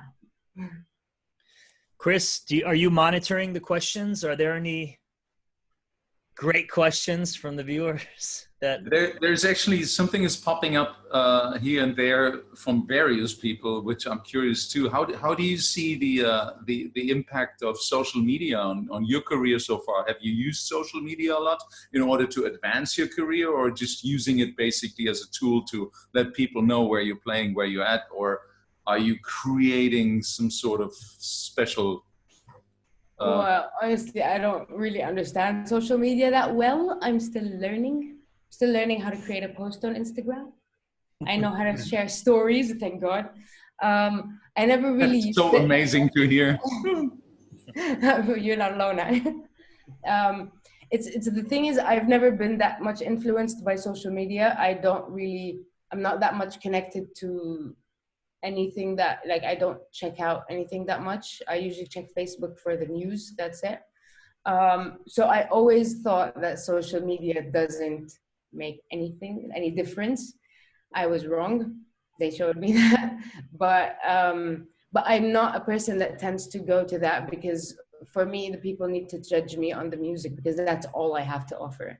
So if you're there and you enjoy the party, you're, welcome to follow, and, and I usually, I just use it to share what I'm doing, or where my next gig is at, or something like that. Yeah. Cool. Have you ever played in the States, or are you? No, I just got my 3-year visa right before COVID. I was supposed to come to Coachella. Wow. Really? That's first US gig was supposed to be Coachella. Wow. I'm so sorry, because it's such an amazing experience. Yeah, I bet. It's terrifying. So I'm like a little bit. It all just shifted. That happened and pushed Coachella a little bit. If you're gonna come out to Coachella, then you gotta secretly drive to LA and play an underground warehouse party somewhere. I would love to, please. No, don't tell it. But nobody can know. I was supposed to come Coachella and Movement, and that was like such a, wow, thing for me, because especially like Movement, I've been like hearing about it since forever, and it is a thing that my teacher used to always mention for us in university. So that's why it was such a big deal for me. But that'll be there for you next year. I think both Coachella and Movement. Yeah. Oh my God, you're in for such a ride now. It's crazy. That's amazing. But you keep talking about your teacher. That must be such an amazing person. Like, he is. He's one of my everything he told you is amazing. Honestly. He's an incredible DJ. He's an incredible teacher. And the best thing is that he also works with the people I work with. So after I started teaching other DJs and kids in Palestine, whoever is passing by Jordan would go to his place, and he would give them a course on CDJs, so they would know how to use it, and he would just also give them his knowledge. And that is the thing that I think me and him have in common. And when your teacher teaches you something, and then you just go, and he is the person that is constantly supporting you. He shares he's, I think, watching right now. He's like always there with me with everything. Hi, Amma. And that, I think, is also one of the reasons why I love to share with other people everything I know and push them, because he stands with me with everything. Like whenever I go to Jordan, he comes and plays my opening act, because he insists. He calls them and he's like, I'm playing the opening act, And when you're a teacher who you opened for all your life becomes your opening act, and he's happy about it, you feel achieved, and you feel good, and you feel like you have people behind you that actually believe in you. That's important. You can be a really proud person. He did really well teaching.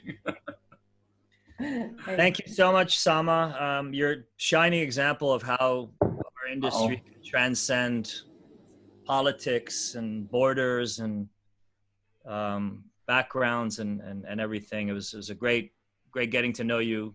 I'm sure just as much for us as it was for our audience and your audience. Thanks for being part of the show. It's an honor to have you. Having me, and cheers, guys. Pleasure. Lovely you have meeting you. an incredible we'll story. soon and will actually like me. Maybe we'll meet in LA when you're at Coachella or some underground party. Yes. We'll have a beer in real life. We would have played. We would have played there together, I guess. Yeah. Well, you'll be there next year too, Chris. And I'm gonna have to clear my schedule to come out and hang because I love Coachella. Well, that was going to be the question. It's like, did all the bookings just shift to next year, or is it completely canceled? Yeah, they got Okay, shifted so then next year. so then Thank you'll be there for God. sure. Don't soon. Yeah. They will have Awesome. ideas now. If that's the case, then I'll be playing at Movement with you next year as well. So. Yes. Now we have cruise. Let's go party. I can't I wait. just had to flash Don't know forward how to I'm the gonna after stay party. awake when I'm back at the thing, but I can't wait. It's going on. It's gonna come a lot faster than you think. I'm pretty sure. I hope so. Like, it's just like this. Even from the beginning of this lockdown, these last 4 months, I feel like even though a lot's happened, I feel like it went pretty fast. Yeah, Yes, it's maybe true. so. Actually, it did pass really fast. But that's what's scary about it is that even when we're on a break, life is running away. Yeah, it's totally. Yeah. But if I may add some hope for after the pandemic, if that virus or if that pandemic is ever over, I always kind of try to look back 100 years, what happened after the World War I, after the Spanish flu. The 20s came, and it was the biggest party decade of the century. And I do believe we're in the same cycle. I this agree. century. I always say, like, continue. But the 20s also brought the Great Depression. Well, we're gonna get that too. We're gonna get that too. we're gonna get that too. It's all needed. We all need these up and downs, but we're in for a ride. It depends on us as well. So let's do the best. Let's make it the best out of it. Yeah, but jazz came from World War. Vinyls came up from wars. Hip hop came up from everything. Came up after an ultimate downer. People So are creative. we are in the downer. Let's hope the upper is good. Exactly. I'm sure it will be. Osama, thanks so much for being such an inspiration and to everyone, including us. Yeah. It's great. So nice. Thank you so much. Pleasure. And whenever you come near Frankfurt, you have an open invitation here as well, obviously. I will. Yeah, you gotta play the Rave Cave. Rave Cave 2.0. Yeah. Thank you. Back to back. Yeah, thank you very Bye. much. Have a Thanks good to night. everyone Good luck in watching. the future. Guys. We'll hope to see you again soon. See you soon. Yes. Thanks Bye, everyone. everybody. Thanks everyone for watching. Thank Tune in you, again guys. next week. Who's the guest next We'll week? be back. Next I'm sure week, we'll I be back believe- next week. I believe we have Huh? Steve Rahmad. Steve Rockmad Ooh, next week. Awesome. I'm in. Derek in the All right, house. everyone. Later, Cheers, guys. everyone. Osama, thank you. Take care. Thank you so Bye. much. Bye bye. Bye. Good night. Good night.